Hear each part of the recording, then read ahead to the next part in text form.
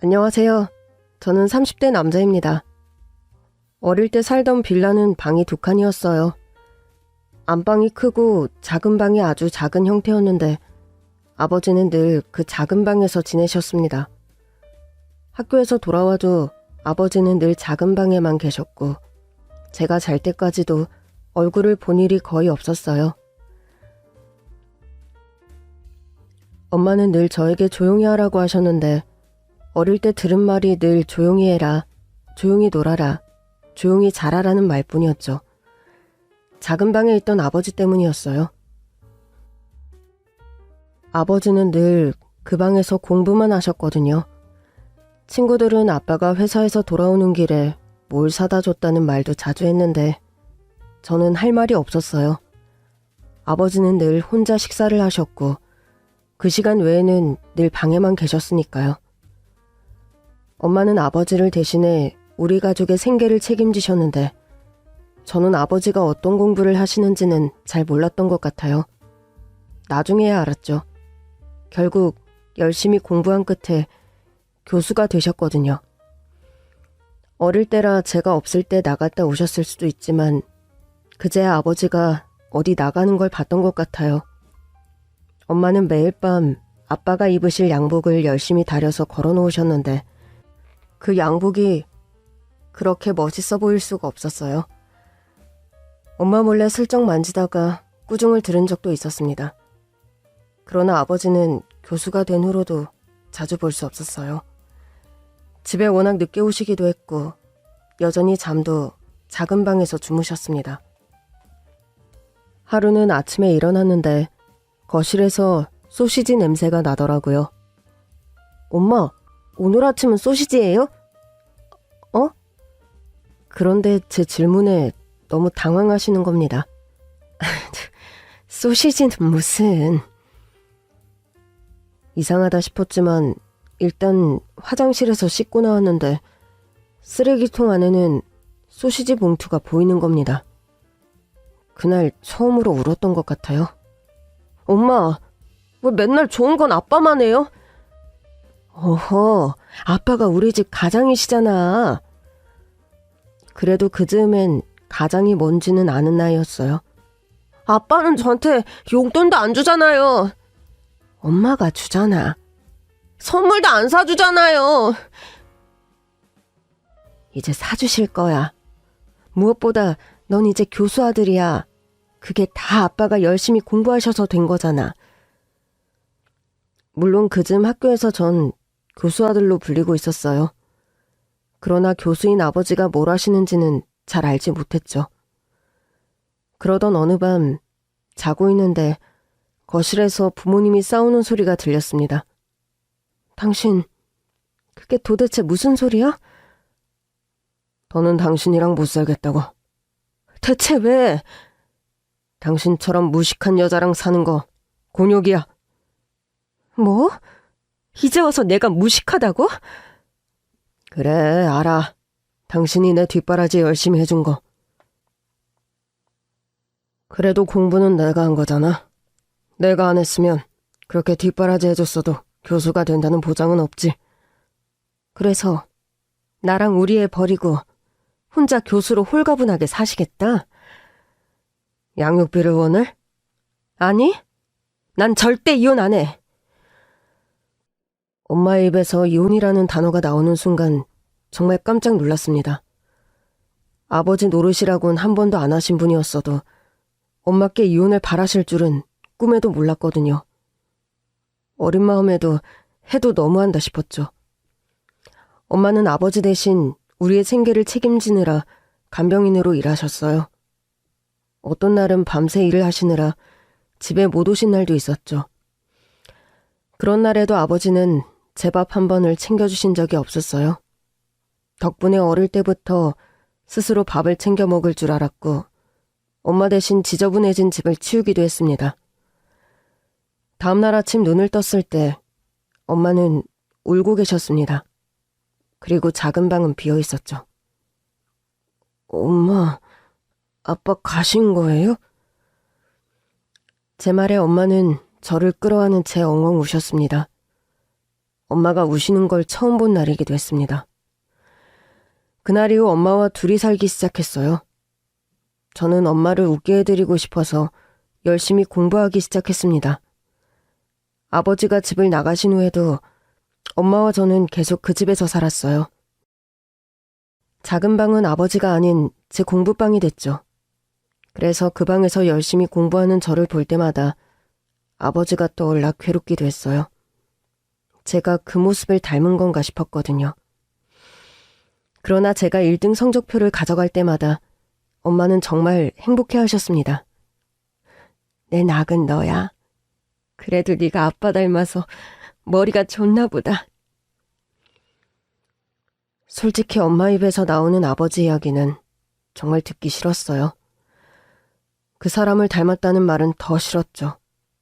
그러나 부인할 수 없는 사실은 저도 공부를 꽤 잘했다는 겁니다. 덕분이라고 하고 싶지 않았어요. 아버지 논리대로라면 저도 제가 열심히 해서 잘하는 거니까요. 엄마가 뒷바라지 해줬어도 본인이 열심히 안 했으면 못됐다는 아버지의 말을 기억하고 있었어요. 그 말이 엄마에게만 상처가 된 게 아니라 저에게도 상처가 됐던 거죠. 대학 진학을 앞두고 엄마는 제가 교수가 되길 바라셨어요. 마치 떠나간 아버지의 자리를 제가 채워주길 바라시는 것 같았죠. 저는 단호하게 말했습니다. 엄마, 제가 열심히 공부한 건 아버지처럼 방구석에 틀어박혀 공부만 하고 싶어서가 아니에요. 전 오히려 엄마처럼 실행력 있는 사람으로 살고 싶어요. 뭐? 그게 도대체 무슨 소리야? 전 검사가 될 거예요. 엄마처럼 책임감 강한 사람으로 살 거예요. 제 말에 엄마가 눈물을 흘리시더라고요. 우리 아들 참 잘 컸네. 엄마 닮았으니까 당연히 잘 컸죠. 그래, 맞다. 넌 내 아들이야. 엄마는 그날에서야 교수라는 단어를 인생에서 지우신 듯 했습니다. 엄마에게 교수는 아버지의 꿈이었고 아버지 그 자체가 아니었나 싶어요. 그날 이후 저는 열심히 공부해서 법대에 들어갔고 대학에 간 후에도 연애에는 관심조차 없었습니다. 그저 공부만 했어요. 그런 저에게도 관심을 보이는 여학생이 있긴 했죠. 야, 여기서 공부 안 하는 사람은 하나도 없긴 한데 너는 좀 너무한 것 같아. 어느 날 도서관에서 나와서 집에 가려고 하는데 웬 여학생이 다짜고짜 제 앞을 막고 그러는 겁니다. 너무 놀라서 물었어요. 누구신지. 뭐? 내가 누군지도 몰라? 정말 처음 보는 여학생이었거든요. 저는 그 친구가 사람을 잘못 본 줄 알았습니다. 그런데 제 이름까지 정확하게 알고 있더라고요. 나 네 동기잖아. 우리 같은 법대생이고. 아, 그래요? 아, 그래요. 그래요. 너 내가 준 에너지 드링크 왜 안 먹어? 어? 내가 네 책상 위에 올려주는 에너지 드링크 왜 안 먹냐고. 그런 게 있었나? 알고 보니 매 수업 제가 앉은 자리에 에너지 드링크를 올려놨었나 보더라고요. 그 다음 수업부터 책상 위에 올려진 에너지 드링크가 보였습니다. 신기하더라고요. 그 친구가 말하기 전까지는 그게 거기 있는 줄도 몰랐거든요. 그래서 먹었어요. 먹었더니 잠도 좀 깨고 좋더라고요. 그녀는 매일 저에게 에너지 드링크를 가져다 주었고 저는 그 에너지 드링크에 점점 더 중독되어 갔습니다. 그러던 어느 날 책상 위에 에너지 드링크가 없더라고요. 이상해서 강의실 안을 둘러보니 그 친구가 없는 겁니다. 그 친구랑 같이 다니던 친구들이 있길래 조심스럽게 물었습니다. 저기 오늘 걔가 안 보이는데. 아, 걔? 집에 일이 좀 있대. 뭔지는 정확히 모르겠네. 그래서 그러려니 했는데 일주일이 지나도록 학교에 오질 않는 겁니다.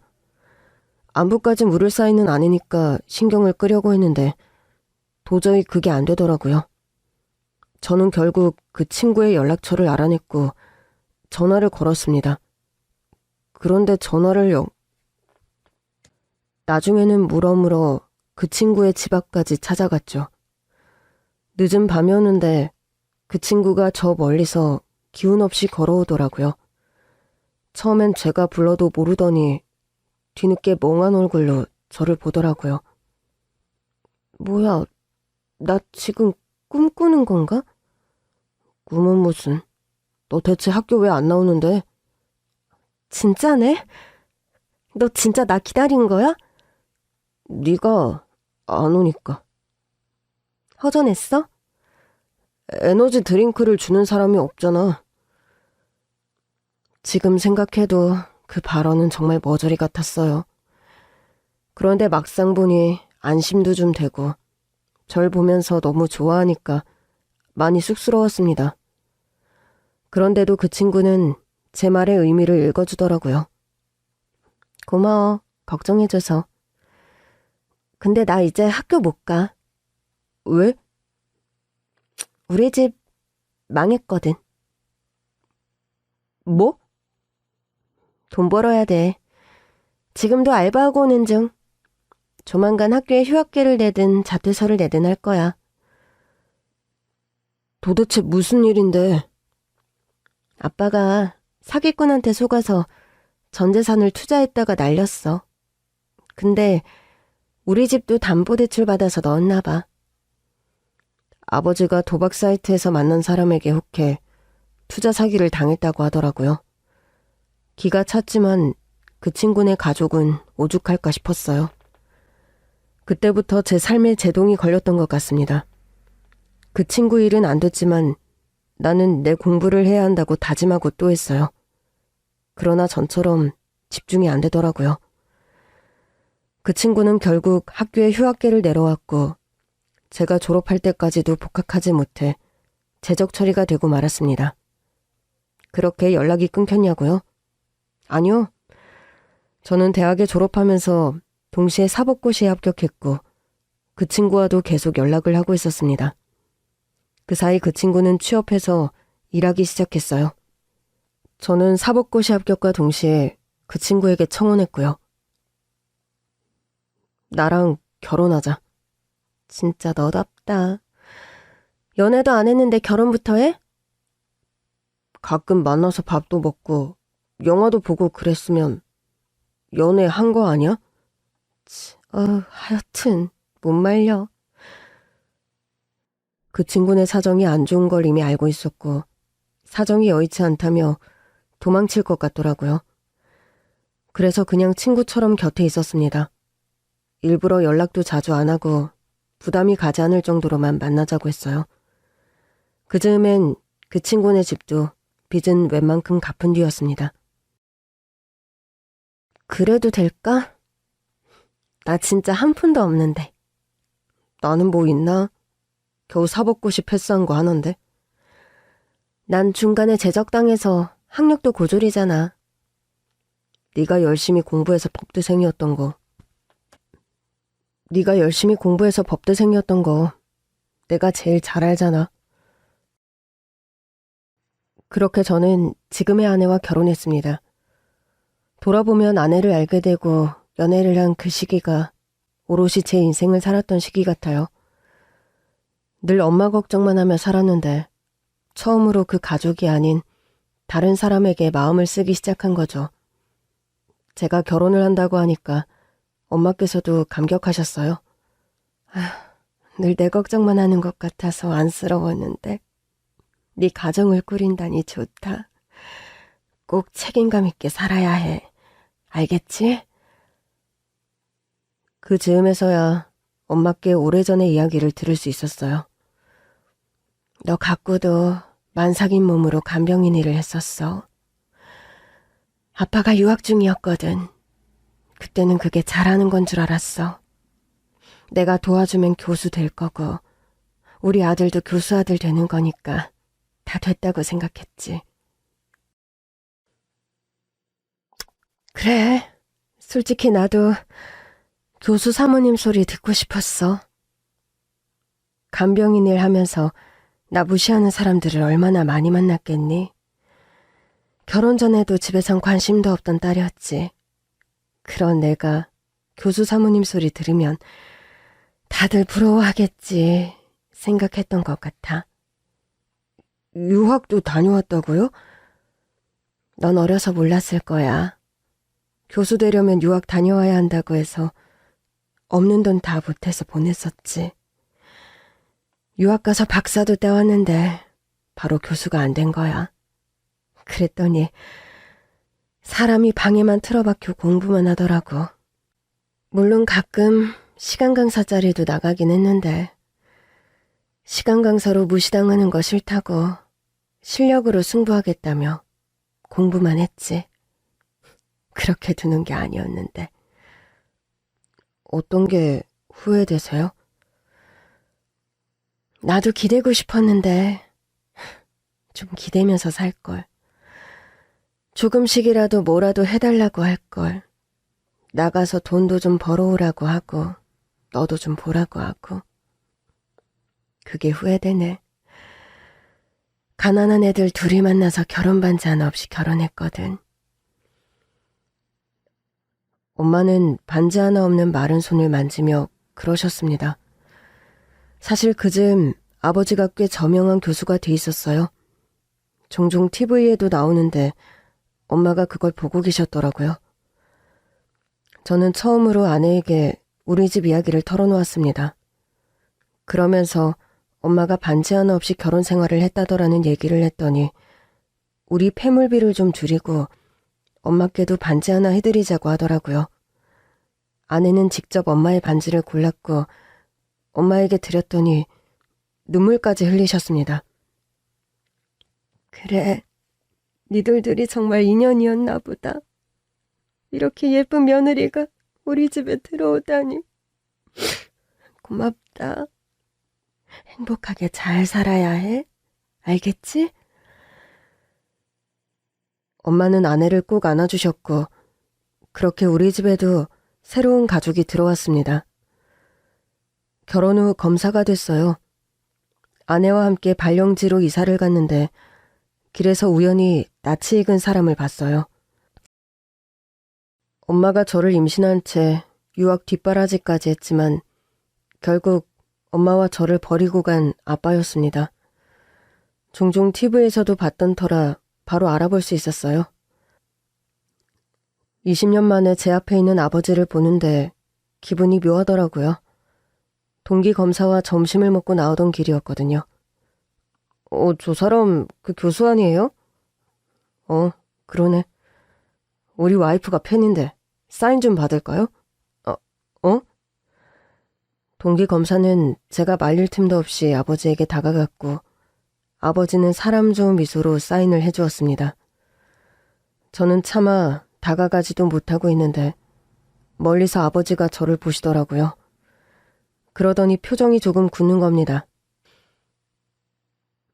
설마 알아본 건 아니겠지 생각하며 동기검사와 근무지로 돌아가는데 자꾸만 아까 본 표정이 걸리더라고요. 저는 동기검사를 먼저 들여보낸 뒤 다시 아버지를 봤던 곳으로 돌아갔습니다. 아버지가 급히 어딘가로 가고 있더라고요. 저도 모르게 그 뒤를 밟기 시작했습니다. 이유는 잘 모르겠어요. 그냥 저를 알아본 건지 묻고 싶었던 것 같아요. 그런데 아버지가 다소 외진 곳의 건물로 들어가시더라고요. 이상해서 그 건물을 보고 있는데 갑자기 누군가 말을 걸었습니다. 미행 없었죠? 그 사람을 돌아본 순간 저는 깜짝 놀라고 말았습니다. 생각지도 못한 놀라운 사람이었거든요. 박검 먼저 들어간 거 아니었어요? 그럴 수 있나요? 제가 쫓던 사람을 찾았는데. 네? 그리고 생각지도 못한 얘기를 듣게 됐습니다. 그게 사실이에요? 네, 저 사람 잡아야 돼요. 네? 이 사건 제가 하면 안 될까요? 지금 내가 다 잡은 사건을 뺏어가겠다는 거예요? 아니요, 그게 아니라, 이건 좀 곤란하지. 너무하잖아요. 조금 전에 범인을 앞에서 봤는데. 범인이 정말 확실해요? 확실해요. 근데 증거 수집이 더 필요하긴 하지. 제가 할게요. 아이, 참. 최건 왜 이래요? 그래도 이건 아니지. 저희 어머니가 제가 어릴 때부터 고생을 참 많이 하셨어요. 아버지 뒷바라지 하려고 만삭인 몸으로도 일을 못 쉬었다고 하시더라고요. 진짜 최건 지금 나한테 자기 불쌍한 얘기하면서 어필하는 거예요? 그렇게 힘들게 어머니가 공부시켜서 검사시켰다 이건가? 힘들게 공부하는 사람이 어딨어. 그래도 안 돼. 그게 아니라 힘들게 뒷바라지한 사람이 저희 아버지였어요. 그래서 교수를 만드셨죠. 잠깐만, 교수라고요? 동기 검사가 아버지가 들어간 쪽을 돌아보더니 화들짝 놀라더라고요. 설마 저분이? 맞아요. 저분이 제 친부예요. 뭐라고요? 진짜예요? 네. 근데 왜 성이 다르지? 저랑 엄마를 버렸고 친권도 포기하셨거든요. 그래서 지금 저는 엄마 성을 쓰고 있어요. 와, 대박이네. 근데도 본인이 수사하겠다는 거예요? 가능하겠어요? 제가 하고 싶어요. 사실 이상했거든요. 엄마가 인생을 걸고 유학도 보내고 교수까지 만들었다는데 한 번도 아버지 역할을 해주신 적이 없어요. 교수식이나 됐으면서도 저나 엄마에게 따뜻한 말 한마디 한 번 안 하셨고요. 그럴만도 하죠. 그때는 정체를 몰랐을 거 아니야. 몰랐죠. 정말 저 사람이 불법 도박 사이트 운영자예요? 아버지를 쫓던 동기검사에게 들은 이야기는 놀라웠습니다. 나도 처음엔 못 믿었어요. 요즘 방송에도 나오는 저명한 교수 아니에요. 근데 우리가 밝혀낸 도박 사이트 운영자가 이름이랑 생년월일이 같더라고. 설마 했는데 진짜 동일 인물인 거예요. 그간 계속 뒤를 밟았었는데 학교랑 집 외에는 어디 가는 데가 없더라고. 그러다 바로 오늘 갑자기 주거 지역도 아닌 우리 지역에서 발견된 거죠. 범인이 연고도 없는 지역에 나타났다. 이거 느낌이 오잖아. 그래서 사인받는 척 가까이 가서 신원 확인 좀 해봤죠. 믿기지 않네요. 어릴 때 아버지는 어떤 사람이었어요? 그냥 단순히 정을 안 주던 사람? 정을 안 주는 정도가 아니라 야박하고 매정한 사람이었죠. 늘 혼자 작은 방에서만 지냈어요. 운둔하는 스타일이었구나. 그랬던 것 같아요. 공부한다고는 하는데 정말 그 방에서 나오는 법이 없었어요. 결국 교수가 돼서 아예 우리 집을 나가버리긴 했지만 그때부터 좀 음흉한 사람이긴 했네요. 속을 알 수 없는 사람이었던 건 맞아요. 엄마도 버림받으시고 크게 충격을 받으셨으니까 전혀 예상하지 못하셨던 거죠. 동기검사가 잠깐 고민하더니 말하더라고요. 좋아요. 일단 허락은 받아야겠지만 제가 잘 얘기하면 안 될 것도 없죠. 대신 같이 해요. 내가 도움이 될 거예요. 저요, 도와주시면 감사하죠. 일단 최검 아버지, 박 교수가 왜 여길 왔는지부터 알아냅시다. 네. 그날 집으로 돌아와서 아버지가 운영한다는 도박 사이트에 들어가 봤습니다. 보고도 믿기지 않더라고요. 그런데 그때 아내가 제 등을 내리치며 말하는 겁니다. 당신 미쳤어?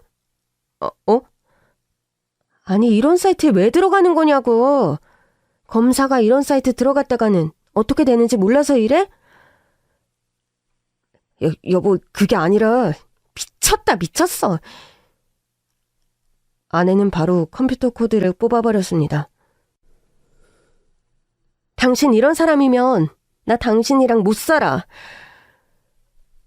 아내는 갑자기 발작하듯 저를 몰아세우기 시작했고 그건 평소 아내의 모습과는 거리가 있었어요. 여보 왜 그래? 내 말 좀 들어봐.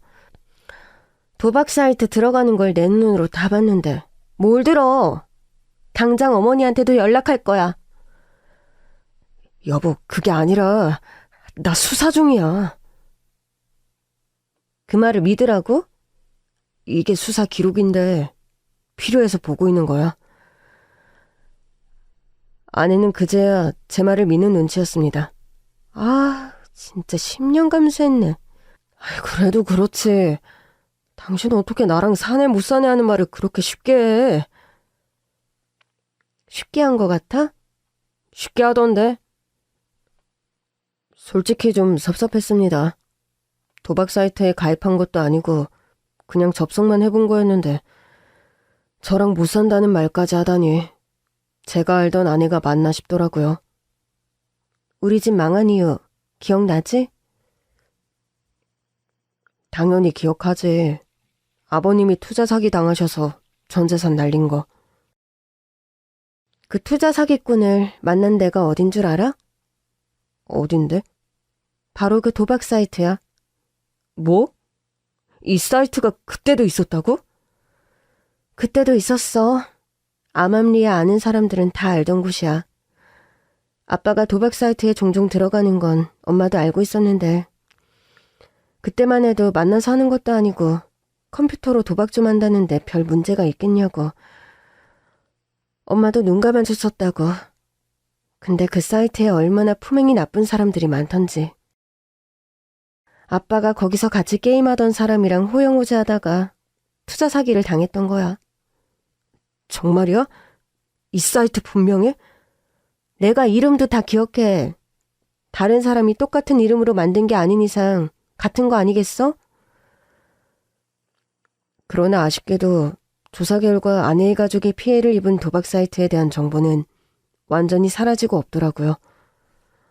오래전에 사라진 사이트라 실소유자가 누군지도 알아낼 수가 없었습니다. 이 사실을 동기검사가 공유하자 검사도 이미 알고 있었다고 하더라고요. 그거 증거가 없죠? 나도 그래서 파보다가 포기했어요. 아주 흔적도 없이 사라졌더라고. 그래서 솜씨가 보통이 아니다 생각은 했는데 어쩌면 같은 사람일 수도 있겠는데. 그 박 교수가 컴퓨터공학 교수잖아. 그러니까요.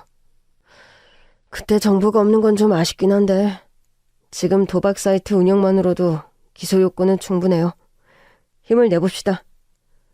만약 20년 전에도 같은 사람이 그 사이트를 운영했다면 왜 갑자기 운영을 중단했을까요?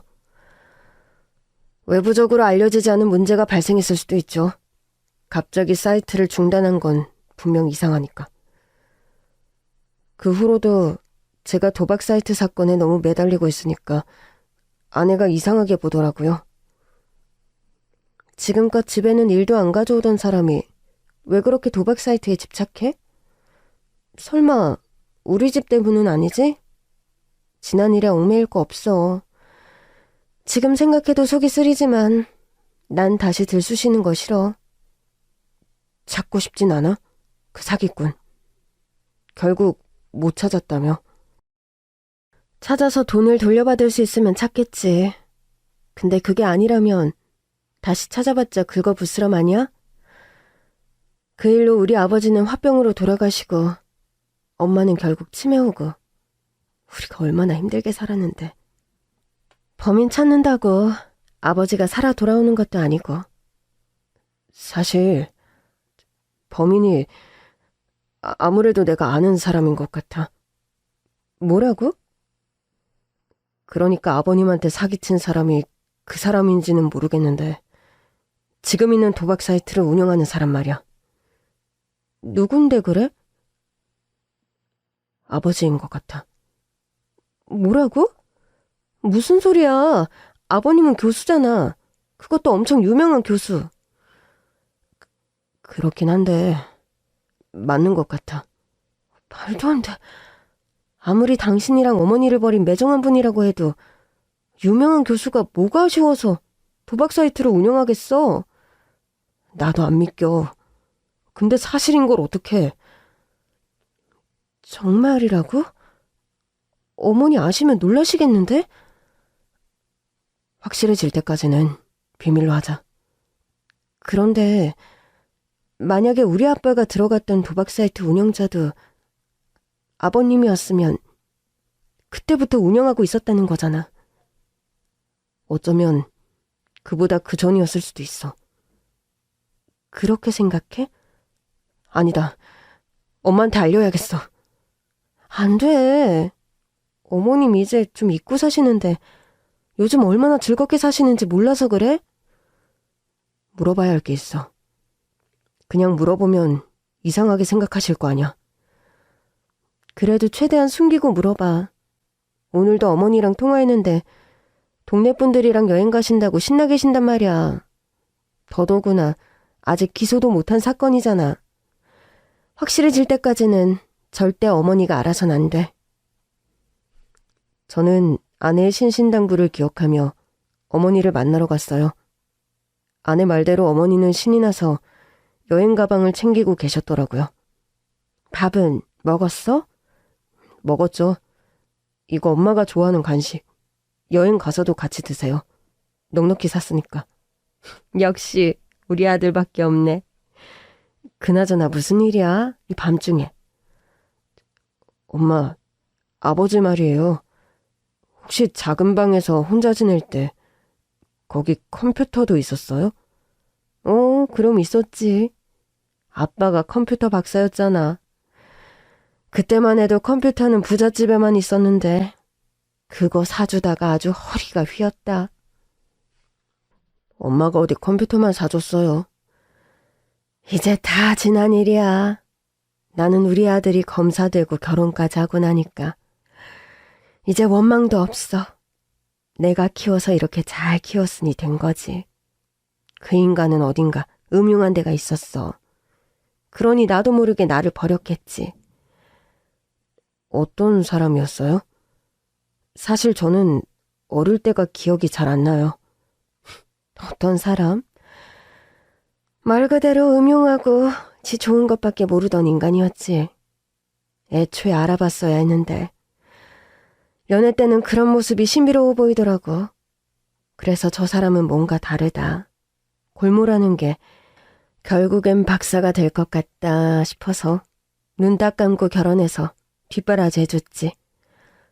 혹시 그때 아버지 관심사가 뭐였는지 아세요? 언제? 결혼하고 나서? 아니요, 결혼 전에. 그래도 그때는 얘기도 많이 하셨을 거 아니에요? 글쎄, 무슨 말을 했더라. 어머니는 오랜 기억을 더듬듯이 한참을 생각하시더니 불현듯 손뼉을 치셨습니다. 맞다. 돈 많이 벌 거라고 했어. 컴퓨터로 돈 많이 벌 거라고. 그래서 내가 속으로 그랬지. 박사 된다는 사람이 웬 돈을 벌겠다고 저러나. 근데 그 사람이 그러더라고. 나중에는 컴퓨터로 못하는 게 없는데 익명으로 돈을 벌 수 있어서 가장 좋은 거라나 뭐라나. 그러면서 익명의 공간을 만들어서 돈을 벌 거라고 그랬지. 근데 뭐 지금 보니까 TV 출연료로 돈 벌겠더라. 교수라는 사람이 왜 이렇게 TV에 많이 나오는지. 누구 속을 뒤집으려고. 돈을 벌겠다고 했다고요? 결국엔 그게 자기 최종적인 꿈이라길래 뭔 소린가 했다니까. 익명성. 익명성은 개뿔. 아휴, 너무 유명해져서 탈 아니니? 나는 그 인간 나올 때마다 얼마나 가소롭던지. 나와서는 고상한 척, 책임감 강한 척은 혼자 다 하더라. 그래서 많이 미우세요? 꼬투리 잡혀서 더는 안 나왔으면 좋겠어요? 제 질문에 엄마는 잠시 고민하셨습니다. 그러더니 고개를 저으시더라고요. 이제는 남남이지만 그래도 네 아빠인데 그렇게 되기야 바랄 수 있겠어? 그래도 여태 재혼 안 했더라. 나는 그게 그래도 우리를 기억하고 있는 것 같아서 마음이 좀 그래. 우릴 기억했다면 벌써 찾아왔겠죠. 저 장가가기 전까지는 그 집에서 계속 살았는데 무슨 낯짝으로 찾아오겠어.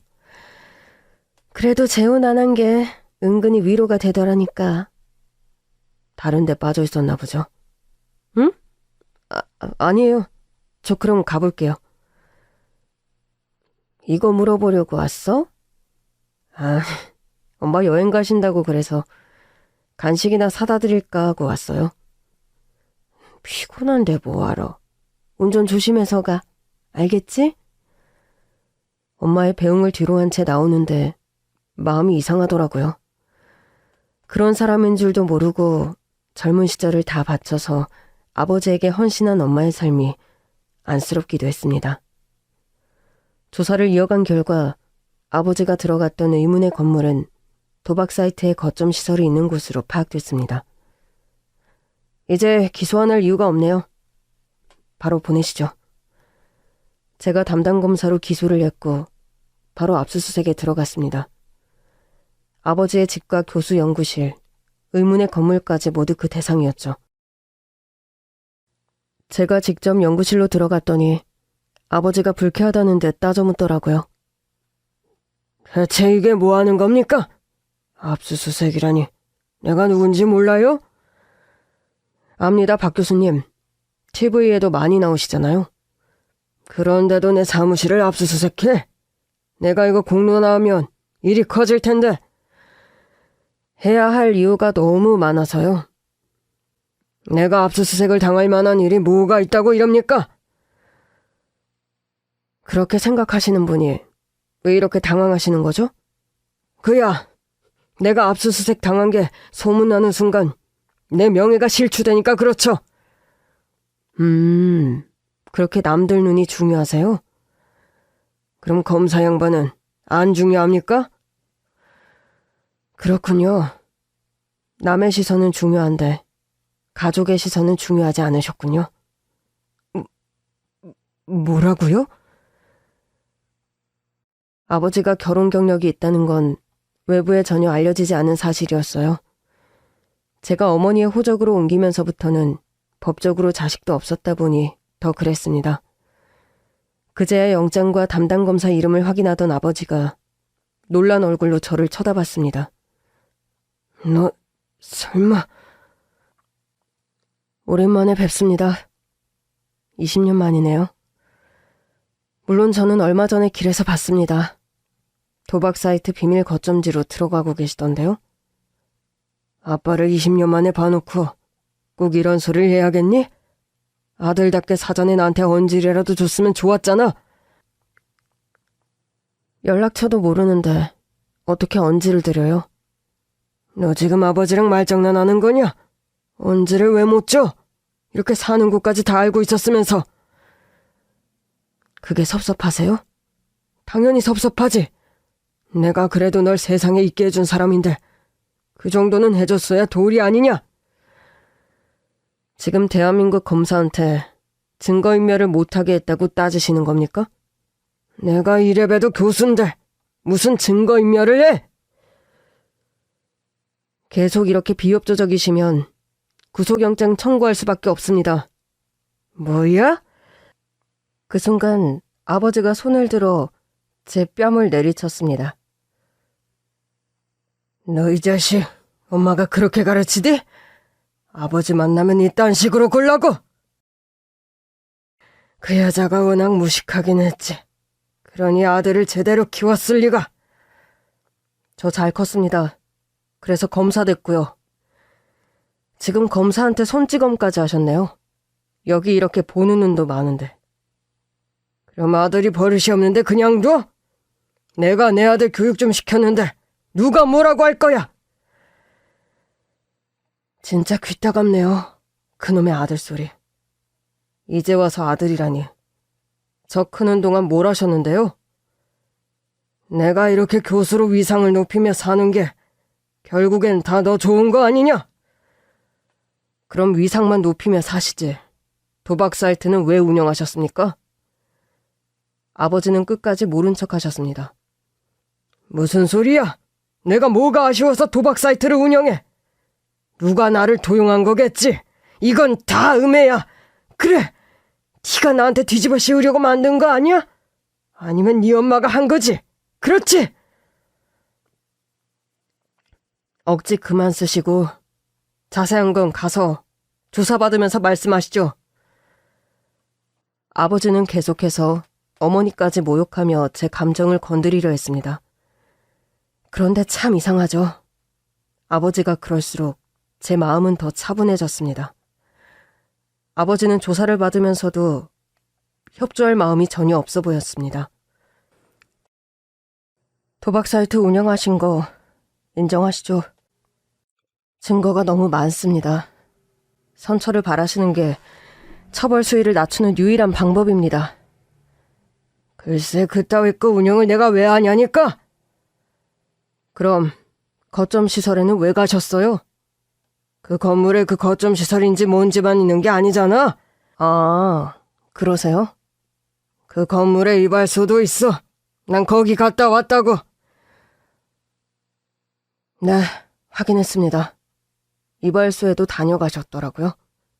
그것 봐라. 그러면서 왜 이렇게 생사람을 잡아? 너 지금 나한테 화풀이 하냐? 내가 네 엄마랑 너 버렸다고? 이발소 사장님의 증언에 따르면 이발소에 들러서 돈을 먼저 낸 뒤 조금 있다 다시 오겠다고 하셨던데요. 그리고 1시간 뒤에 다시 와서 간단한 면도만 받고 나가셨다고요. 그래서 그게 뭐? 인근 CCTV 확인 결과 그 1시간 사이에 밖으로 나오신 게 전혀 찍히지 않았습니다. 1시간 동안 어디 계셨습니까? 화장실에 있었다. 왜? 그러세요? 1시간이나? 내가 늘 앉아만 있으니까 변비가 있어서 그런다. 이제는 내 변비도 불만이냐? 자꾸 감정적으로 본질을 흐리지 마시고 수사에 협조해 주시기 바랍니다. 누가 감정적이라는 거야? 너야말로 감정적으로 날 범인으로 몰아세우고 있잖아. 왜 그렇게 생각하십니까? 지금 나 망신 줘서 망하게 하려는 거 아니야? 네가 이런다고 내가 망할 것 같냐? 내가 위기에 얼마나 강한 사람인데. 조사해보니 집도 아주 비싼 곳에서 살고 계시고 재산도 꽤 되시네요. 그게 뭐 어쨌다고? 교수로서 연봉은 좀 받으시겠지만 그렇다고 저도 재산이 너무 많네요. 자본 출처도 명확하지 않고. 어떻게 축적하신 겁니까? 방송하니까 출연료를 받지. 단지 그 돈으로 이 많은 재산을 축적하셨다고요? 비밀리에 물려받은 재산이 있었어.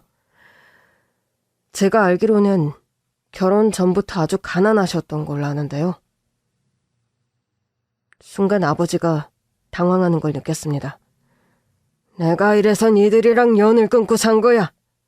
니들은 과거에 갇혀서 나를 보잖아. 이혼하고 작은아버지한테서 연락을 받았다. 아버지가 내 앞으로 남긴 게 원래 있었는데 본인이 몰래 가져갔었다면서 돌려주셨어. 그래요? 그럼 어머니가 고생하신 세월이라도 좀 보상해주지 그러셨어요? 네 엄마가 네 친권만 포기하면 아무것도 안 바란다고 했어. 자기가 한 말에는 책임을 져야지. 책임이라... 아버지 입에서 그런 말을 들으니 참 재밌네요. 제 입에서 아버지라는 단어가 나오는 순간 사무실 안 직원들이 다 놀란 눈으로 저를 보더라고요. 이제야 내가 아버지라는 걸 인정하는구나. 너 이러다 나중에 후회한다. 지금이라도 멈추면 내가 명예훼손으로 고발은 안 하마. 그래도 아들인데 이 정도는 봐줘야지. 그리고 결국 내 재산 다 네 거야. 이렇게 파헤쳐서 너한테 좋을 게 없어. 그 재산이 어떻게 제 겁니까? 저랑 법적으로 아무 연관이 없으신 분인데요. 다 너 주고 가려고 했어. 내가 줄 사람이 누가 있겠냐? 잘 나가는 교수인데도 양육비 한 푼 안 주시던 분이 재산을 다 저를 주겠다고요? 양육비로 주면 네 엄마가 쓸 거 아니야? 그때는 저도 화가 나서 더는 못 참겠더라고요. 말이라도 엄마한테는 그러시면 안 되죠. 뭐? 엄마가 저 갖고도 만삭의 몸으로 아버지 유학 뒷바라지도 했다면서요. 그 뒤에도 아버지는 공부한다고 해서 엄마 혼자 우리 생계를 다 책임지시고 살았는데 엄마가 아버지 돈 쓰는 게 아까워요? 누가 아깝대? 너 왜 자꾸 내 말을 꼬아서 들어? 그래, 알았다. 네 엄마도 돈 줄게. 그러니까 이제 그만 화풀이하고 주사 끝내자. 더 파봐야 나올 거 하나도 없어. 10분 쉬었다가 다시 시작하시죠. 이 자식이 진짜 왜 이렇게 똥꼬집이야? 다 널 생각해서 그만하라고 하는 건데. 10분 쉬는 사이에 마음을 바꾸셔야 할 겁니다. 조사에 성실하게 임하는 쪽으로. 잠깐 나와서 한숨을 돌리는데 동기 검사가 다가오더라고요. 힘들면 내가 할까요? 생각보다 힘드네요. 와, 저렇게 철면 피울 줄은 생각도 못했네. 자꾸 아버지인 거 내세워서 봐달라고 한다면서요? 네. 지금껏 제 인생에 없었던 분이 갑자기 아버지 노릇을 하려고 하시네요. 본인에게 불리하다는 걸 다 알고 있을 거예요. 그러니 마지막 끈이라도 잡으려고 저러는 거죠. 네. 그래서 다음 조사에서 확실하게 매듭 지으려고요. 그리고 다시 조사하러 들어가려던 그때였습니다. 아내에게서 전화가 오더라고요. 여보. 여보. 응? 엄마가 잠깐 치매 증상 없이 정상으로 돌아오셨는데. 정말? 당신 알아보셔? 응. 내가 혹시 몰라서 기사에 뜬 아버님 사진을 보여드렸거든? 근데 본 적이 있대. 근데 아버님도 아버지를 본 적은 없다고 했잖아. 그랬는데 아버지 돌아가셨을 때 장례식장에 모르는 문상객이 한 명 있었는데 그 사람이 아버님이었대. 설마. 자기가 우리 아버지가 사기당한 사람 만난 도박 사이트 운영자라고도 했대. 뭐? 정말이야? 그래서 미안해서 왔다고. 자기는 모르는 일이었지만 삼가 고인의 명복을 빈다면서 부조금도 두둑이 하고 갔대. 아내와의 통화를 마친 뒤 저는 다시 조사를 시작했습니다. 아버지는 계속해서 아니라고 잡아떼기만 했어요. 그러나 미리 말한 대로 증거는 충분한 상태였습니다. 지금까지 보여드린 증거를 통해 박 교수님이 도박 사이트의 실소유자라는 게 밝혀졌습니다. 그런데도 인정 안 하실 겁니까? 아버지는 끝까지 대답을 안 하시더라고요. 그리고 저는 압수수색을 통해 찾은 또 다른 증거들을 내놓았습니다. 조사 결과 전에도 같은 도박 사이트를 운영하셨더라고요. 그런데 갑자기 사이트를 폐쇄하셨었죠. 증거도 없는 소리 하지 마. 증거가 있습니다. 압수수색하면서 박 교수님이 비밀리에 저장해둔 자료들을 다 찾았거든요. 아버지의 얼굴이 비로소 새하얗게 질리더라고요. 그 사이트로 인해 투자 사기건이 하나 있었는데 기억하십니까? 기억 안 납니다. 본인이 직접 피해자의 조문도 가신 걸로 아는데 기억이 안 나신다고요? 뭐? 그걸 네가 어떻게 알아? 그 사람이 지금 제 아내의 아버지셨거든요. 순간 아버지는 할 말을 잃은 표정이었습니다. 서버의 주인이셨으니 범인을 밝혀내는 것도 가능하셨던 거 아닙니까? 그건 그런데 피해자의 조문을 가서 넉넉한 부조금을 주고 왔다. 뭔가 이상하네요. 박 교수님은 그저 사이트 운영자였을 뿐인데 굳이 넉넉한 부조금까지 주고 오셨다니. 인간적인 마음으로 한 건데 그게 뭐 잘못입니까? 인간적인 마음.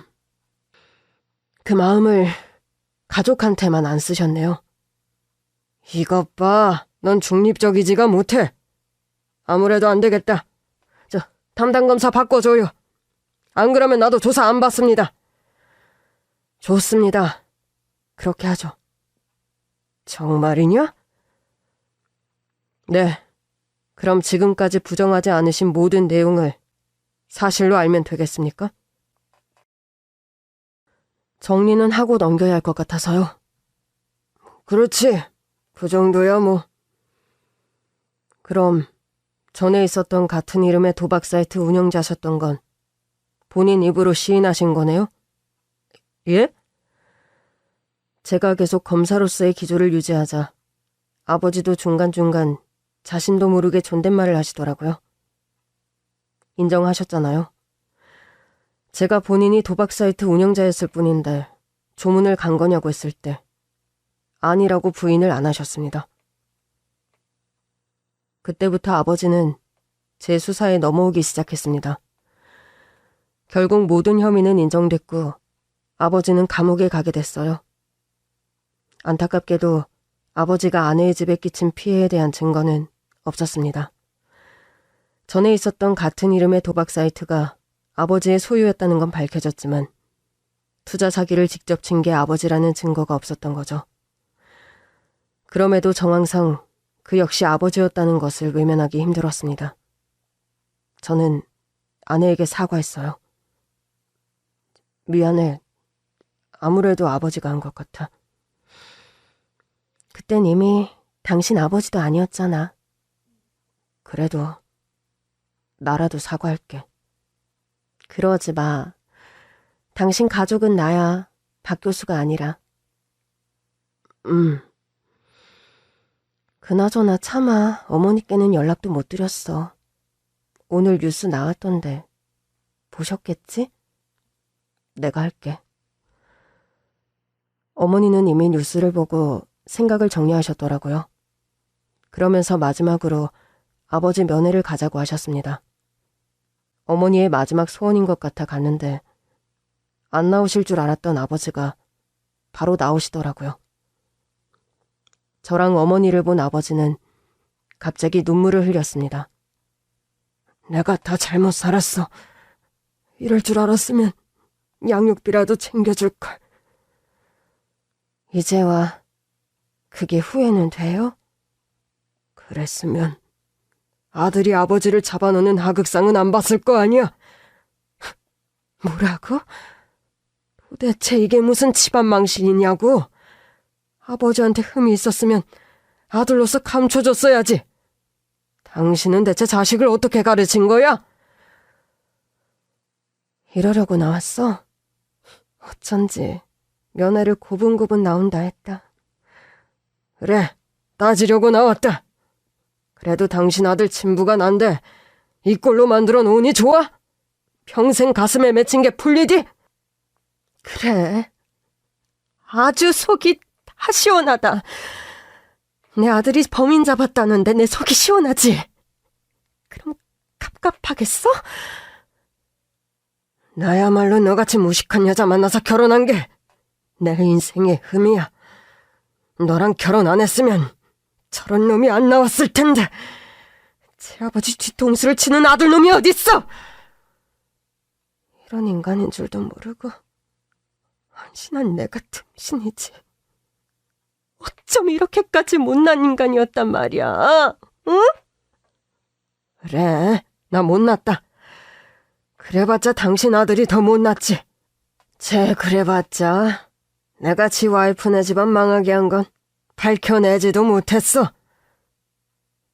이게 무슨 소리야? 너 말해봐라. 결국 증거 못 찾았지? 내가 네 와이프네 아버지 망하게 한 그 투자 사기꾼인 거. 순간 어머니의 안색이 싹 바뀌셨습니다. 아들, 이게 무슨 소리야? 엄마 일단 나가요. 이제 이 사람 그만 만나는 게 좋겠어요. 저 자식 버릇없는 것 좀 봐. 뭐? 이 사람? 아버지 보고 이 사람? 엄마는 잠시 생각을 정리하시는 듯 했고 곧이어 아버지를 매섭게 노려보며 말했습니다. 이 사람이라고 해준 것만으로도 감사해야지. 어디 아비 자격도 없는 인간이 아버지 타령이야. 당신이 뭘 했든 우리 가족은 너무 행복해. 당신이 죄만 안 지었어도 이렇게 만날 일도 없었어. 그나마 죄 지어서 아들 얼굴 마지막으로 한번 봤네. 평생 거기서 썩는 주제에 그만 좀 나불거려. 엄마는 제 손을 꼭 잡으시더니 말했습니다. 자랑스러운 내 아들. 저런 인간 말에 감정 상할 것도 없다. 그럴 만한 가치도 없는 인간이야. 가자. 엄마는 당차게 말씀하셨지만 제 손을 잡은 손이 파르르 떨리더라고요. 밖으로 나오자마자 엄마가 물으셨습니다. 저 인간 하는 소리가 대체 무슨 소리야?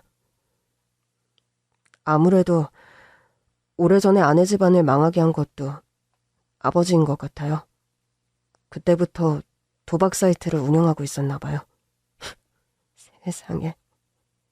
뭐 저런 인간이 다 있니? 교수식이나 돼서 뭐가 아쉬워서. 돈을 벌고 싶었던 거겠죠. 엄마한테도 그랬다면서요. 돈을 많이 버는 게 목표라고. 그랬었지. 세상에, 이게 다 무슨 일이니? 우리 며느리 얼굴을 어떻게 봐? 엄마 말씀대로 우리 가족도 아니었고 아내도 이미 알고 있었어요. 근데 우리 가족도 아니었던 아버지가 한 일이니까 괴념치 말라고 하더라고요. 어머니께도 알리지 말라고 했고. 우리 며느리 착하기도 하지. 앞으로 내가 더 잘해야겠다. 제가 잘하면 되죠. 엄마도 너무 마음 쓰지 마세요. 우리 다 가족인 줄 알았던 쓰레기한테 홀렸던 것 같아요. 그날 이후 우리 가족은 더더욱 단단해졌습니다. 뒤늦게 아버지의 정체를 알게 됐다고 한들 달라질 건 없었으니까요. 저는 아내에게 종종 말합니다. 그 모든 상처를 안고 저에게 와줘서 고맙다고요. 그래도 저에게 와줘서 제가 뭐라도 더 해줄 수 있으니 고마운 마음뿐입니다. 이렇게 서로를 보듬으며 살아가는 게 진짜 가족이죠. 그런 의미도 모른 채 살았던 아버지보다 지금 저의 삶이 훨씬 더 행복하고 근사하다고 생각합니다. 쓰레기 아버지를 만난 뒤 저는 꿈이 바뀌었습니다. 그전까지만 해도 내색은 안 했지만 성공한 검사가 되고 싶었거든요. 이제 꿈은 우리 가족이 행복한 거예요. 그 행복을 위해서 정의롭고 공정한 검사로 살아가려 합니다.